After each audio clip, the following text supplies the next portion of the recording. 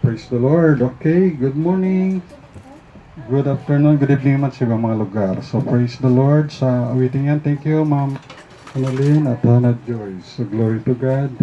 Thanks God. At salamat sa ating mga bisita. Second timer, si Sister Rogelyn, no? At kay Sister Mia. Second time, first time, sino pa mo to? Si Kenneth. Yan. Thank you for coming. Sa si Linlin. Si Dindin. Si Dindin. Second time. Third time. So praise the Lord. Welcome kayo dito sa Bethany Baptist Church Mission Kalibo. So praise the Lord. So ating pastor, si Pastor Jerry Nabli. Ako yung missionary dito sa Bethany Kalibo Mission. So praise the Lord. Okay, nakita nyo na, James chapter 4 verse 6. Basahin natin sabay-sabay. Thank you for coming at tayo maka-worship sa Panginoon. Worship the Lord in spirit and in truth. James chapter 4 verse 6. Okay, tindog palihog. Basahin natin sabay-sabay. James chapter 4 verse 6. Okay, sabay-sabay natin basahin. Okay. Belated Happy Mother's Day, no? At salamat sa mga nanay. Okay, James chapter 4 verse 6, read, begin, but he giveth more grace, wherefore he saith, God resisteth the proud, but giveth grace unto the humble. Let us go to the Lord in prayer. Our God, our Father in heaven, maraming salamat po sa araw na to, sa buhay sa lakas. Thank you, sweet Holy Spirit, patawad po sa aming mga kasalanan at pagkukulang. Help us, help me, as we study thy word. At kayo po ang maluwalhati, mag-glorify, and salamat Lord na maging mouthpiece mo ako ng iyong love, ang iyong truth. Give me wisdom, power to preach thy word. In Jesus Christ's name, amen. Thank you, please be seated. Amen. So praise the Lord. Ang title ngayong araw na to, ngayon ay May 18, 2025. Ang title ay Grace unto the humble. Grace unto the humble. Biyaya sa mapagpakumbaba. Biyaya sa mapagpakumbaba. So, ang grace, ito ay God's favor. Amen? Ito ay, yung grace, ito ay biyaya. Kaya maganda, may anak kayong babae, ang pangalan niya ay Grace. Yan. Yung iba naman ay Faith. Iba naman ay Bless. Iba naman ay Joyce. Yan. Kaya, grace, God's favor. Ang grace, pag ito ay acronym, no? Yung G-R-A-C-E, ito ay God's riches at Christ's expense. Because of Jesus, yung Jesus suffering, yung paghihirap niya, nagkaroon tayo ng riches. 2 Corinthians chapter 8, verse 9. Sabi doon, ito ay biyaya sa atin ng Panginoong Kristo sa 2 Corinthians chapter 8 verse 9. 2 Corinthians chapter 8 verse 9. Sabi po dito ay ganito. For you know the grace of our Lord Jesus Christ that though He was rich, mayaman ang Panginoong Jesus, yet for your sakes, dahil sa inyo, He became poor, naging mahirap siya, ang Panginoong Jesus, that ye through His poverty might be rich. Yan. Kaya God's riches at Christ's expense. Ang grace ito ay unmerited favor from God. Ibig sabihin, wala tayong gagawing bagay para magkamirit. Kaya, sabi din, ito ay tawag ay unmerited favor. Pag sinabing merit ay may ginawa ka na mabuti katulad sa school, bigyan ka ng meritorious award. Kung sa Bible school ay may merit ka, bisa may ginawa ka mabuti. Kung negative naman yung ginawa mo, ay demerit naman yung tawag. So, negative. So, ang grace, ito ay unmerited favor. So, ibig sabihin, wala tayong gagawin na mga makamerit tayo at ito'y binigay ng Panginoon. Ang humble naman ay humility, mapagpakumbaba. Humble means a low estimate of one's own importance. Ito ay opposite ng proud o mayabang. Humble is similar to meek. Meron nga sa Bible na kung merong mang meek, the meekest man, of course, ang pinaka-meek ay si Lord Jesus Christ. And then si Moses, meekest man on earth. Before honor is humility. Kaya ang title ay Grace unto the Humble. Biyaya sa mapagpakumbaba. Number 1, 2 point lang tayo ngayon. So number 1, grace of salvation. Biyaya ng kaligtasan. Ito yung pinaka-importante sa lahat. Ang daming, daming thousands of religion or mga grupo, pero lahat yun ay nagsasabi ng kabutihan, para sa kabutihan, mga ganito, pero alam nyo, kung wala namang kaligtasan na turo, useless lang. Okay?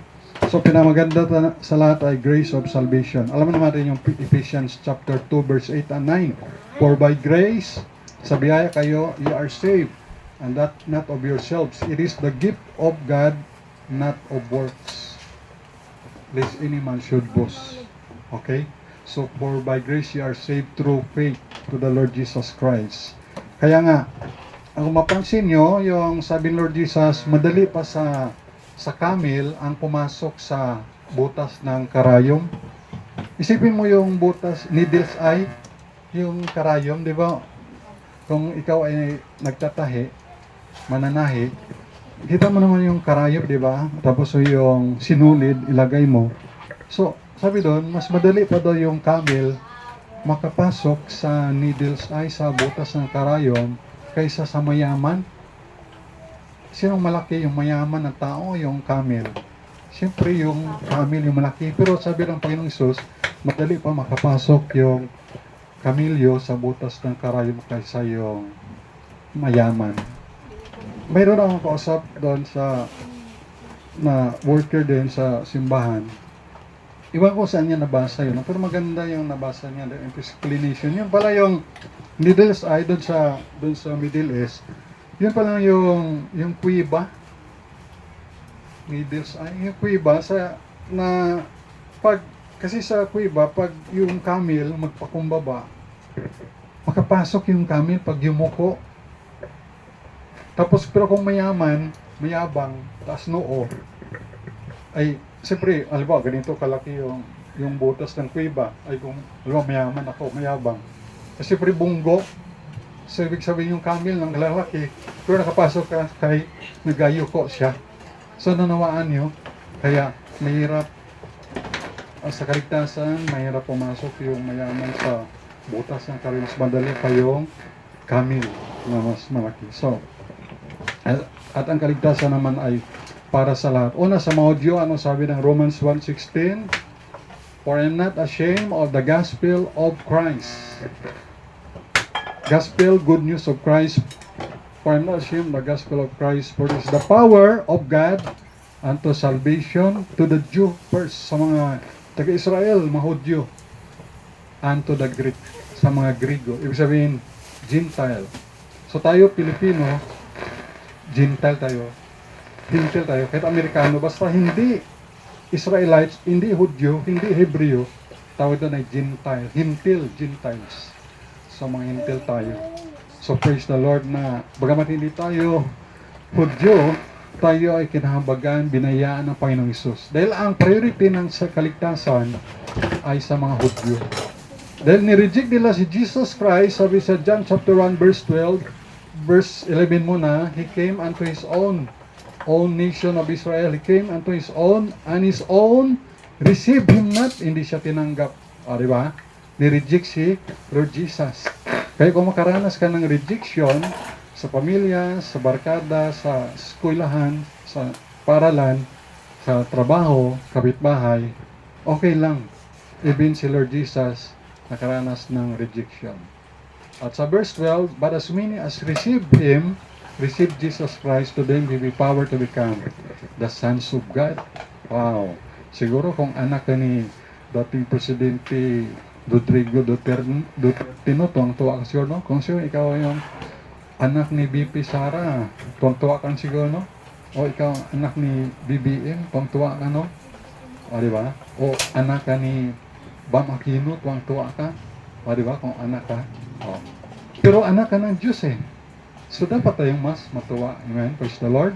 Dapat matuwa tayo dahil anak tayo ng Diyos. Pangako yan sa John 1:12, but as many as receive Jesus Christ, even Filipino, Amerikano, Mexicano, Japanese, Chinese, taga Israel, Australiano, tumanggap sa Panginoong Hesus, anak ng Diyos. But as many as receive Him, to them give Him power. Wow, kapangyarihan, karapatan to become the sons of God. Even to them that believe on His name. Believe on the name of Lord Jesus. So, tayo na ay mayroong kaligtasan. Wow, yan ay blessing ng Panginoon sa atin. Kaya praise the Lord na sa ating pagbigay ng gospel tracts, tayo na sa Bethany Baptist Church Makati, under tayo sa Bethany Makati, at dito sa Kaliboga Mission, by the grace of God, at nabigyan na ng babasahin, no? Yung gospel tracts.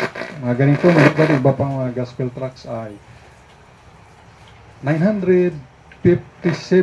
Tapos nadagdagan kanina ng 2 uli. Pagbili na ako ng talabasan ni Washington at pagpalagay ng hangin kay siyempre siyam ang sakay sa tricycle, pang 10 kung sama pa si Sister Pin. So pinahanginan ko.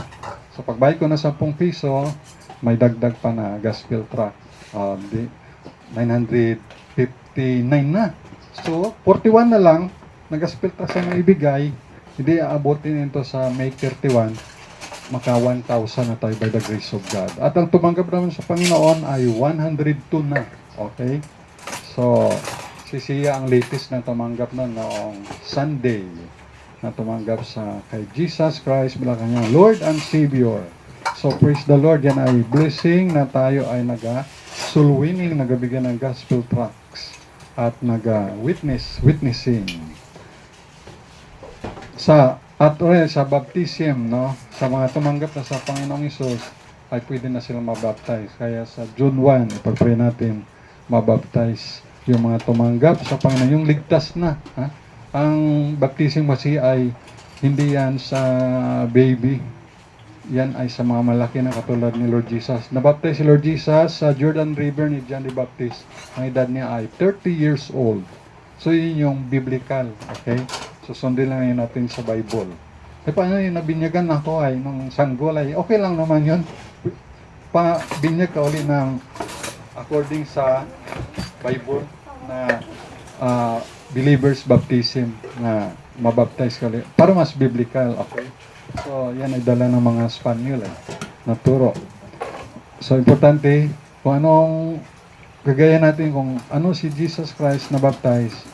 30 years old siya. Ibig sabihin malaki na, hindi naman kailangan antayin na mag 30 years old pa si JJ o si Kerto o si Sia. Basta save ka na, sure ka na pag tayo ay kinuha na ng Panginoon sa langit na. Katulad ni Mami Lynn Guevara. Kinuha siya ng Panginoon noong May 15, 2025 at the age of 82 years old. Nagkuha na siya doon sa home in glory na kay Lord Jesus na siya. Dahil sabi ng Biblia, for the absent in the body is to be present with the Lord. So 82 years old.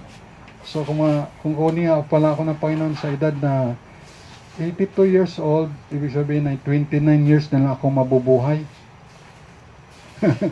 29, pero kayo matagal-tagal pa ng mga bata. Pero hindi yung guarantee ngayon. Dahil maraming mga kabataan ngayon hindi pa umabot ng 20 years old, nakainom, lasing, nagmotor, mabilis, bumunggo sa pader, sa poste, patay. Hindi pa umabot ng 20 years old. Mga teenager pa lang. Napakarira. Diba? Doon sa liso. Bangga, patay. So, ibig sabihin, hindi garanti na, bata pa ko. Nang hindi pa ako mamamatay. Pagdating ko na lang ng mga senior citizen, sakala ako tatanggap kay Jesus Christ bilang Lord and Savior.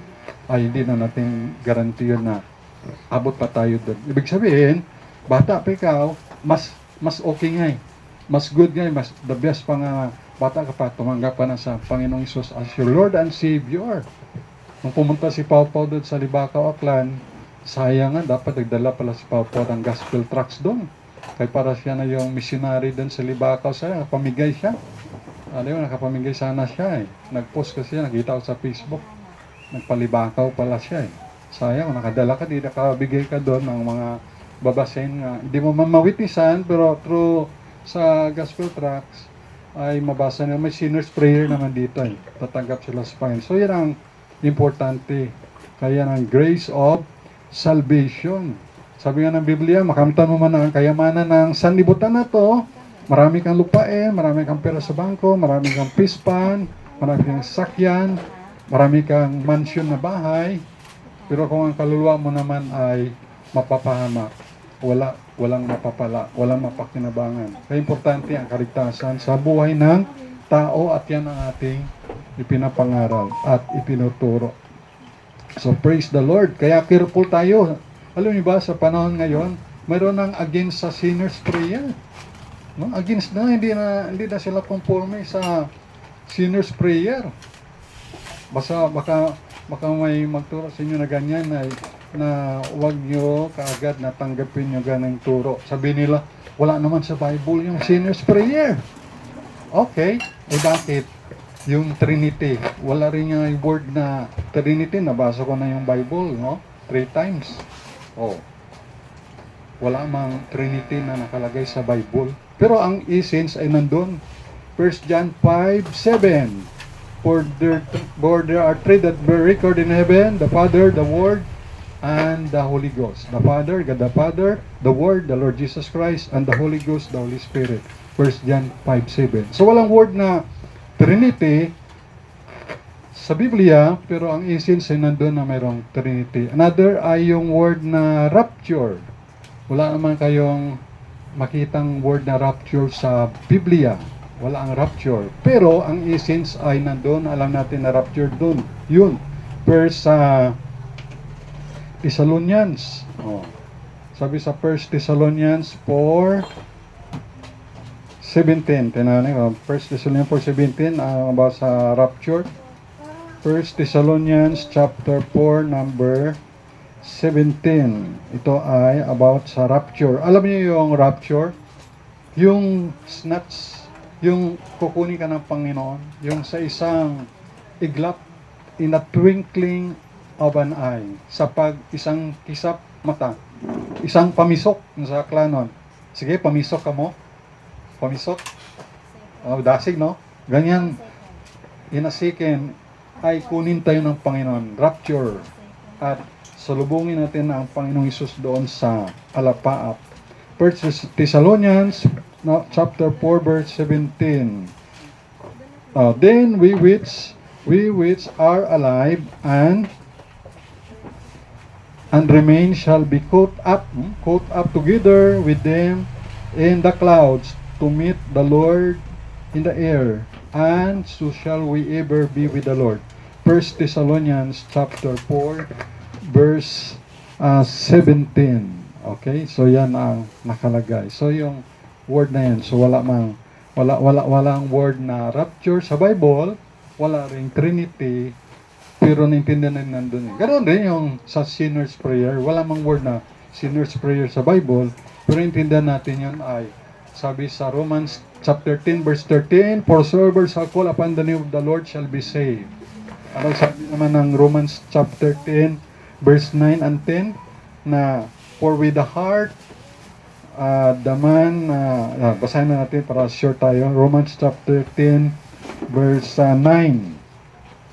Romans chapter 10 verse 9, that if thou shalt confess with thy mouth the Lord Jesus, and shalt believe in thine heart that God hath raised him from the dead, thou shalt be saved. Thou shalt be saved. For with the heart man believeth unto righteousness, and with the mouth confession is made unto salvation. So mayroong pagkonfesar. Anong sabi sa verse 13? Whosoever shall call upon the name of the Lord shall be saved. Tatawag. So tatawag, pray ka. Di ba tumawag nandun yung magnanakaw sa kanan? Anong tawag niya sa Panginoon? Hindi naman katulad sa pagtawag dito sa gospel tracts na Ama sa langit, inaamin ko po na ako ay makasalanan at hinihingi ang inyong kapatawaran. Ako po ngayon ay naniniwala na si Jesus ay dumating dito sa mundo at namatay bilang kabayaran sa aking kasalanan. Ngayon po ay binubuksan ko ang aking puso upang tanggapin si Jesus bilang aking sariling tagapagligtas na may kalakip na pagsisisi ng aking kasalanan. Ito ang aking panalangin sa pangalan ni Jesus. Amen. So, mahaba itong mga words. Pero doon sa magnanakaw sa kanan, 9 lang na words sa English. Lord, remember me when thou comest into thine kingdom. So, 9 words lang. Ano sabi ni Lord Jesus? Today, shalt thou be with me in paradise or heaven. So, naligtas siya. Tumawag rin siya. Oh, di ba? Hindi lang sinner's prayer na term yun. Importante tumawag siya sa Panginoon. Okay, so, maingat kayo. Baka mayroong mga Baptist na may magturo na, maniwala ka na lang. Huwag ka na mag sinner's prayer. O, tama naman yung maniwala. Sabi ng Acts 16:31, and they said, believe on the Lord Jesus Christ and thou shalt be saved.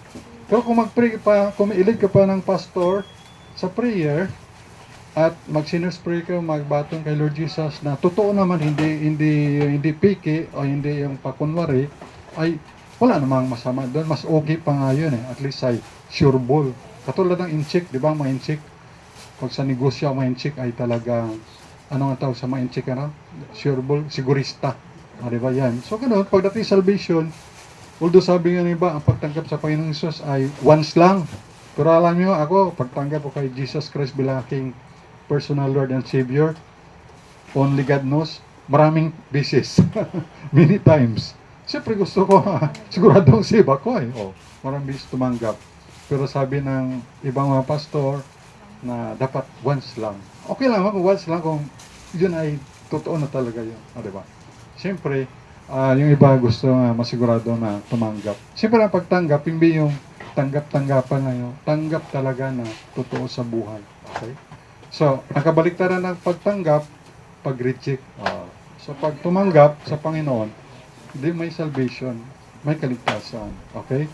So, ayop maliwanag sa inyo yan. If it is true, it is not new. Pag yan ay tama, hindi na yan bago. If it is new, it is not true. Pag yan ay bago, yan ay hindi na totoo.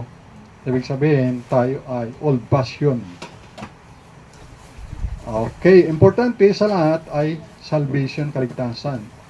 Sa isang church o religious group na halimbawa involved yung isang tao at hindi pala siya ligtas, involved siya noon, talagang siya yung sincero, panatiko, supportive sa isang grupo o denomination o religious group, talagang nandun lahat-lahat, naglilinis, nagbibigay ng offering, ng tithes, lahat ng klaseng offering, at sumusuporta sa mga membro, sa pastor.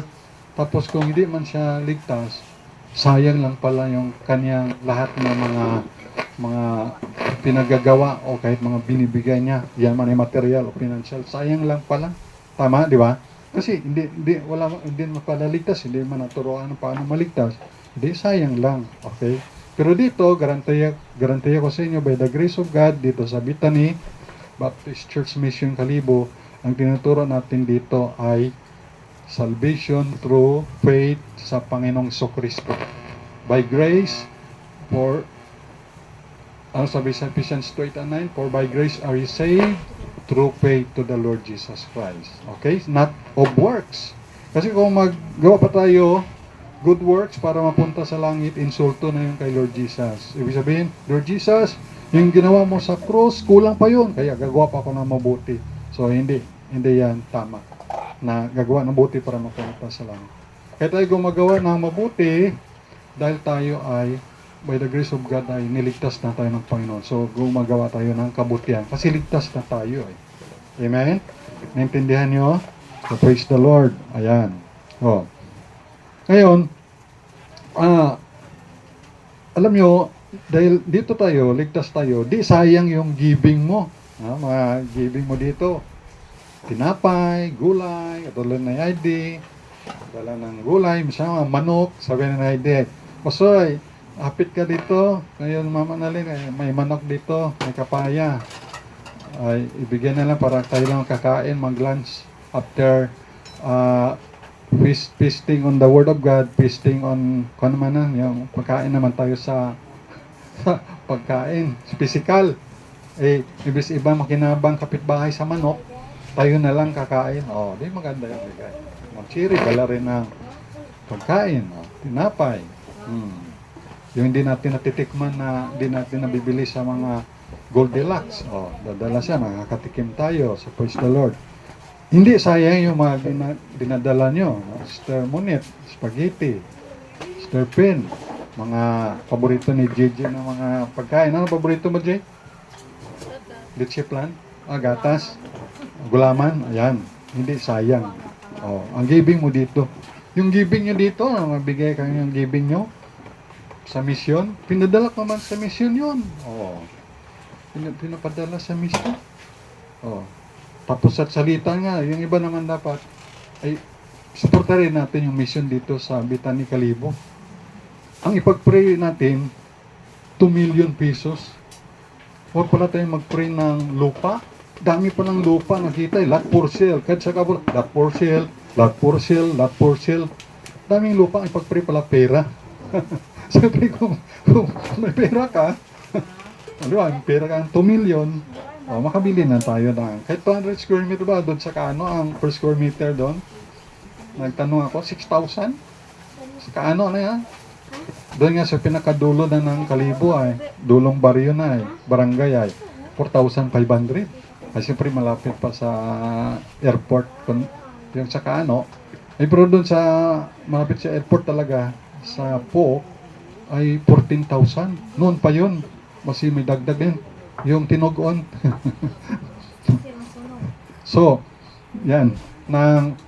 Kung 200 square meter times 6,000 pesos per square meter, kung ano yun kagad, 1,200,000. So, pag-pray nyo, magkaroon tayo na 2 million. Para yung natira, kahit 200 square meter lang muna, yung natira, makuha natin ng kubo-kubo lang muna. Imagine, kahit doon nga sa housing, no? Nakakuha ng unit, pura daming damage. Fifth batch na. Kuwan lang, kawayan ng kuwan nila, bakod and everything. Ang ginastos niya na 20,000 na agad. Yun lang na, no? Kawayan lang, 20,000 agad. Ayan. So, mahal na ngayon. Pero kung mag-rapture na, darating ang Panginoong Isus, hindi na tayo mga problema. Pero kung hindi pa naman darating ang Panginoon, at least meron tayong goal. At para sa next generation, siyempre, ilagay rin naman sa titulo yan ay, Bethany Baptist Church, Kalibo. Kung wala mo na, i-affiliate mo na sa Makati, Francis. Para kung sino ang sunod na pastor, papalitan ako, at least ay, ipapatuloy na lang. Pero tatay, may umpisahan na. Di ba? So, kung sino papalit sa akin, and then, at least, importante mayroon na tayong lupa, may iwanan. Pero kung may lupa na at dumating ng Panginoon, iwanan naman yung lupa. Ang makinabang naman doon dito ay mga unsaved. At kung sino maiwan na sumisimba ron, siya magmamana. So, importante, meron tayong ginagawa, meron tayong mga plano para sa Panginoon. Okay? So, hindi sayang yung mga giving nyo. Pero kaya kayo pag makatrabaho kayo, mamigay kayo. Alam niyo ang issue minsan nababasa sa Facebook, yung tungkol sa tithes, yung iba ay na-open sa tithes, yung iba naman ay agree. Kasi ako diyan, wala pa yung mga tungkol sa pag-tithes na yan sa Malakay, sa mga Israelites, pinapractice na yan ni Jacob. Practice niya ni Jacob, kahit si Abraham na practice niya na yan. Ibig sabihin ay, kung bibigyan, Panginoon, kung biyayaan mo ko, bibigyan mo ako ng blessing ng halimbawa, 10 baka, yung siyam akin Lord, yung isa ibibigay ko sa iyo. Diba ganun yun eh. Partner sa Panginoon. Usually, sa Panginoon naman lahat eh. Ang ating lakas, buhay, talino, ang ating mga damit, bahay, lupa, sa Panginoon naman natin. Bakit? Nung pinanganak tayo, wala naman tayong dala. Di ba? Paglabas ng bata sa nanay, sabi niya, uwa, uwa, uwa. Di ba, uwa? Wala. Wala naman, walang dala, di ba? Oh. Kaya kung ano mang meron tayo, sa Panginoon lang lahat yan. Damit natin, pera natin, sakyan natin, lupa natin. Buti nga kayo, may mga lupa kayo eh. Ang lupa ko lang, nasa kuko eh. Hanggang dito, nakadikit pa eh. Siyempre, pag mag-gardening eh. May mga lupa pa ako dito sa kuko eh. Minsan, sa paso lang. Oh, di ba? Ganon. Oh. Lahat-lahat meron tayo ay sa Panginoon lahat. Kaya, salamat tayo sa Panginoon. Sa ano man meron tayo. Kaya, hindi sayang ano man ang binibigay. Tandaan natin ha, si Abraham, ginagawa niya na yun, nagbibigay siya sa Panginoon. Si Jacob, ginawa na yun, wala pa si Moses, wala pa yung batas yung sa Malakay na bring ye all the tithes into my storehouse. Usually yung tithes doon, yung mga root crops, mga galing sa mga ani, mga trigo. Yun ay pagkain kasi ng mga Levites. Yung sa 12 tribes ni Jacob, ang isa doon na tribo, wala silang hanap buhay. Concentrate doon sa templo. So yung mga kapatid nila, nagdadala sila ng kanilang kung may ani sila ng 10 sakong trigo o harina o ano man yan, ang isang sako doon ay ibigay nila sa templo doon sa mga Levites para may pagkain. Ang siyam na sako sa kanila na. O ganun lang, kumbaga. Pero kung ikaw i-convert mo naman, pag bininta mo naman yun lahat, pera naman yun eh. Di ba? Pag binigay rin dito, saan napupunta pa sa aming offering yun? Binabayad ko sa kuryente, sa tubig, sa renta dito sa lupa, binabayad ko. Binibili ko ng gasolina. Tapos, binibili ko ng pagkaon natin. Pagkaon natin, ha? Pagkain natin. Yun, halo na, aklanon at na. Tagalog yan. Binibili pagkain dito. Kaya ang offering natin dito, pag Sunday, kung pagdating naman ng tagwala po sila ng Cherry, Martes pa lang ubos na yan. Di ba? Pero at least may idea kayo, kayong ginabaptize, no? May mga obligasyon din kayo. Suportahan yung gawain ng Panginoon. Usually, kayo naman suportahan ng Panginoon ito eh. Kaya lang, naging kabahagi ka. Tama? Kasi naman, sino gusto yung magsuporta sa gawain ng Panginoon? Yung taga PCSO, Philippine Charity Sweepstake, yung Go Bingo, or yung Loto ang mag-support dito sa gawain ng Panginoon. Payag ba kayo nun? Siyempre hindi, di ba no? So, tayo na mga anak ng Panginoon. Tayong susuporta tayong mga Christian. At ang gawin to, hindi to gawain ni Pastor Nabli. Hindi ko ito gawain. Ito ay gawain ng Panginoon. Ito ay gawain ng bawat isa. Tanan tayo ay mayroong bahagi, involved. Ang church ay tayo. People of God. Amen? Tayong church. Ang church ay hindi building. Mayroon pa tayong visitor kanina na takbo sa takbo na Kaya, ang iyong giving ay hindi na sayang. Ito ay napupunta sa for winning souls and ministry needs. And then the last number 2 point, grace of honor. Grace of honor. Anong number 1 point? Ang title na muna natin, grace unto the humble. Number 1, grace of salvation. Number 2, grace of honor. Biyaya ng karangalan. Proverbs 15:33. Proverbs 15 verse 33. Proverbs 15 verse 33. Yan. 15 verse 33. The fear of the Lord is the instruction of wisdom, and before honor is humility. Before honor is humility. The highest honor in heaven, will be the reward of the greatest humility. Yan. The highest honor in heaven will be the reward of the greatest humility. Kaya nga may kanta sa The Old Rugged Cross, no? Yung, wala tayong lyrics na yun, nabahaan kasi na-damage yung ating lyrics na ng Old Rugged Cross. Yung crowns, yung lyrics doon ay, I lay down it at Jesus' feet. Di ba yung may lyrics doon sa Old Rugged Cross na lahat ng crowns natin ay ibigay rin natin sa Panginoong Hesus, sa paanan ng Panginoong Hesus. Yan. Ano sabi ng Proverbs 18 verse 12. Proverbs 18 verse 12. Before destruction, the heart of man is haughty, and before honor is humility. So may distraction sa mga mayabang. Yan. At kaya dito ang honor ay inagawad yan sa mga estudyante. Sa elementary, high school, college. Sana wala na ng grade 11 and 12, no? Tapos wala na rin mga grade 13 na yan. Yung meron nakita kanina sa Facebook, may mga grade 13 pa. Wala na yan. Dapat ay, tapos na, pagka-graduate rin naman mo ng college, dami nyo ng graduate, dami nyo ga-apply ng trabaho. Tapos itong kandidato na karang election, di ba na nakagraduate ng mga college?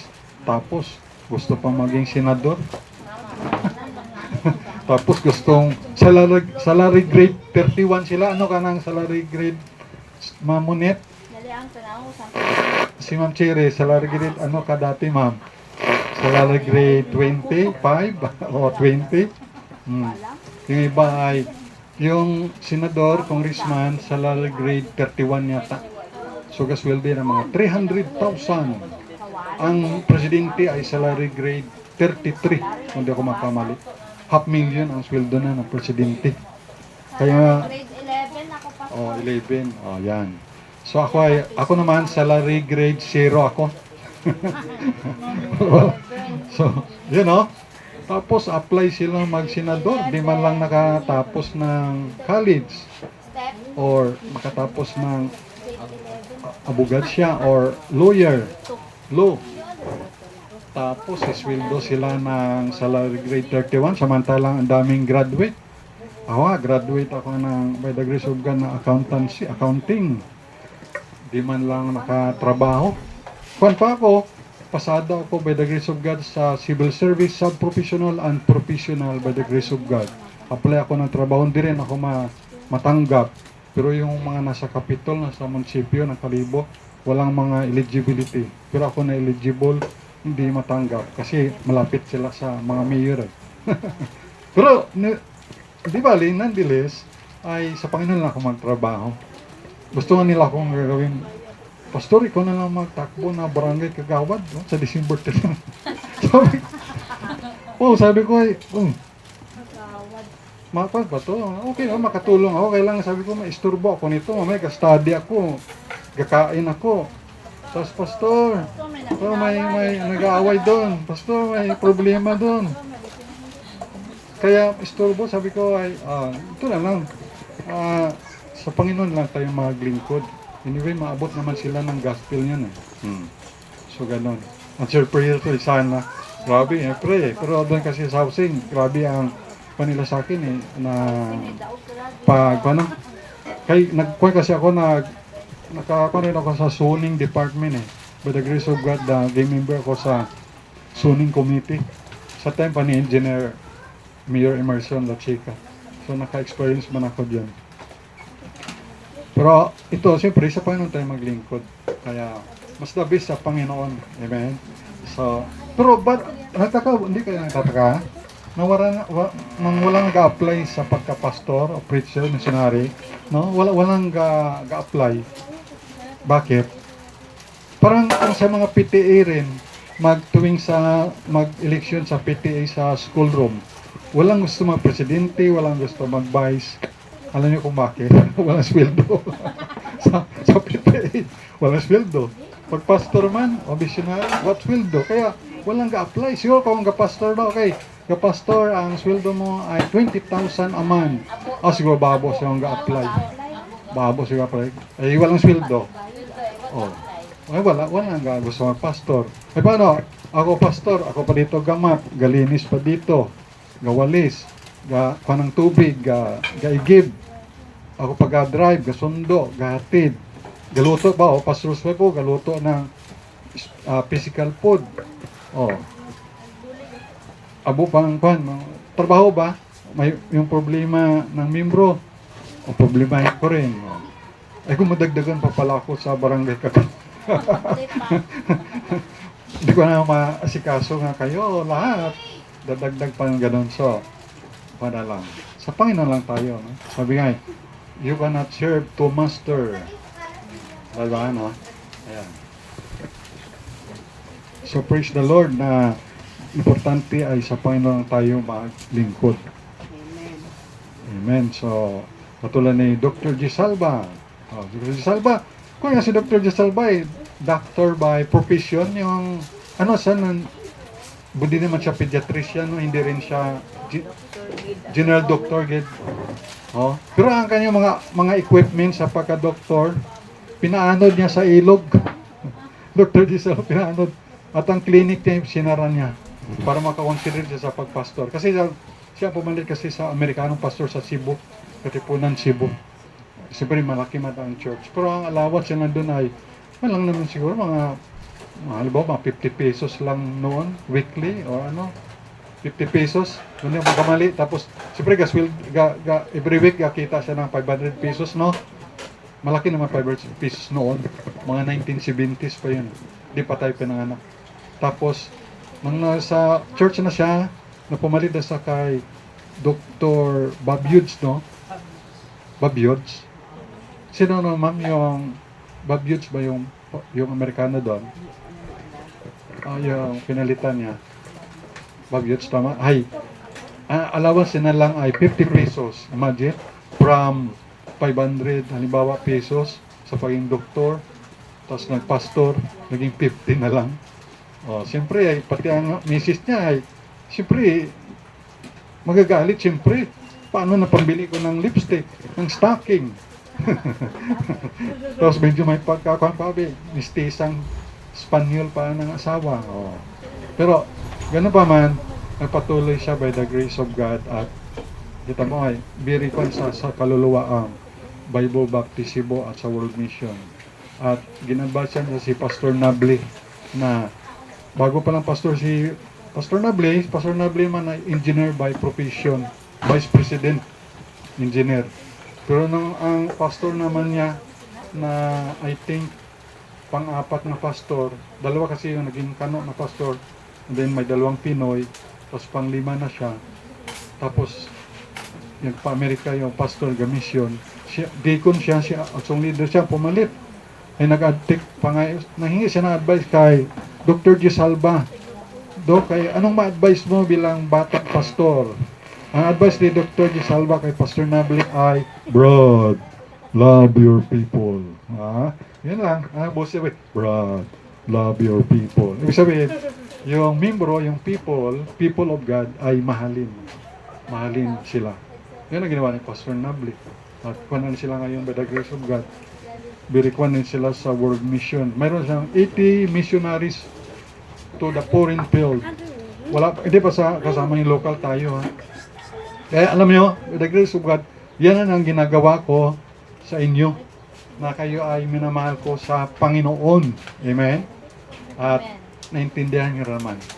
Okay, so yan ang importante. No? Na hindi ko kayo na wala sa lugar na pinapagalitan. Meron kasi yung pastor na pinapagalitan yung mga membro, no? Yung ng ibang klase sila mag-treat sa kanilang membro parang slave. No, naintindihan nyo na yan? Parang slave. Iba yung servant sa slave. Halimbawa, late ka na naman. Ba't ka lang? Late ka lang, late. Malay mo, na-late siya dahil ang anak niya pala, halimbawa, may LBE mo, nagpupo, o anong ginagawa pa, o na-traffic, o nakaproblema. So, unawain lang. Dati ako, grabe trabaho ko, no? Sa Bible School. Tapos, sundo, hatid, maglinis, magwalis. Tapos ay, ang haba ng preaching sa hapon. Sobra sang oras, nakaidlip ako. Tapos sinabi, Joyce, tubig! Okay ka lang? Ay, siyempre, niya ako. Siyempre, mga 1,000 lang ang gasimba. Diba? Ay, dapat unawain naman sana na, kung ito, gao ito, pagod to, ito ay worker ko. Dapat ganun sana yung common sense ng puso ng pastor. Pero talagang ipahiya ka sa public. Mali yun. Diba? Halimbawa, kayo, ipahiya kayo. Mapakinggan, maramdaman mo kung magpalit tayo ng Kristo, di ba? Masakit. Kaya sabi, masakit ang kalooban. hindi masakit ang kalabasan, hindi kalooban yung inner self. Okay, ganon. So ganon, dapat love your people. O, diba? Mahalin ang mga anak ng Panginoon, anak ng Diyos, ang dapat intindihin. Okay?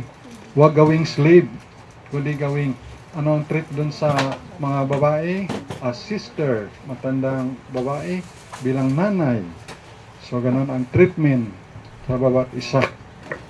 Kaya grace of honor.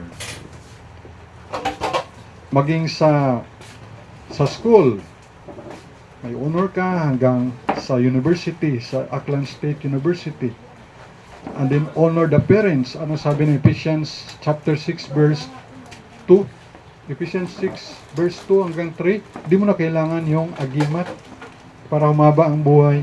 Kailangan mo lang ay i-honor yung parents mo. Ephesians chapter 6 verse 1 and 2. Sabi po dito, ay ganito. Ephesians 6. Honor the father and mother, which is the first commandment with promise, that it may be well with thee, and thou mayest live long on the earth. Diba? Honor thy father and mother, mabubuhay ka ng mahaba sa lupain. Honor the King of Kings, Lord Jesus, 1 Timothy 1:17. 1 Timothy 1:17. Now unto the King eternal, immortal, invisible, the only wise God, be honor and glory forever and ever. Amen.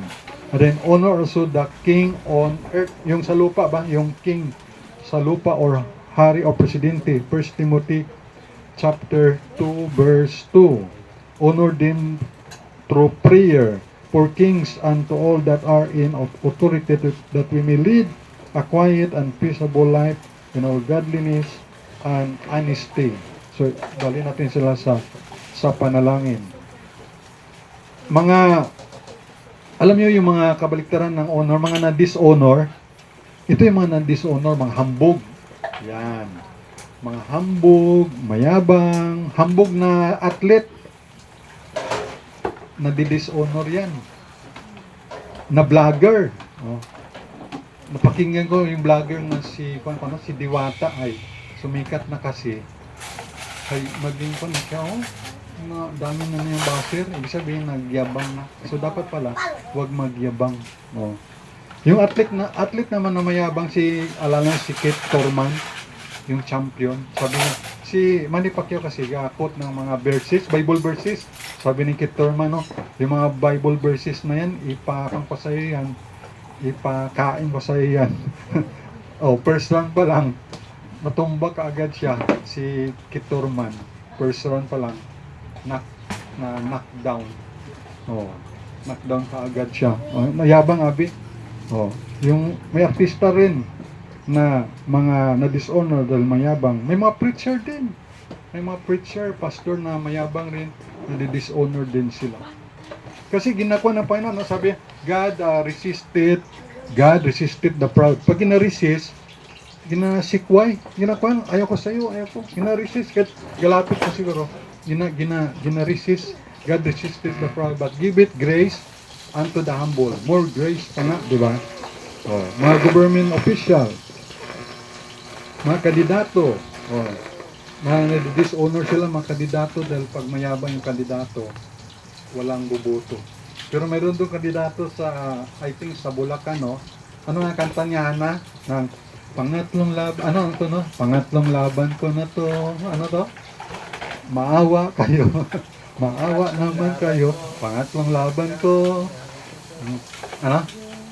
Sige naman, nakalimutan ko yung tono ay. Pangatlong laban ko na to. Maawa naman kayo. Tapos, ginboto tuloy siya. Kasi pangatlong laban yun ay. Kung baga ay, subukan nyo naman ako. Dawgi mo, top 1. Sa Bulacan yata yung probinsya. Sa kita ko sa YouTube. So, naging ko ng jingle. Nag-click ba? Kumbaga nagmakaawa siya eh.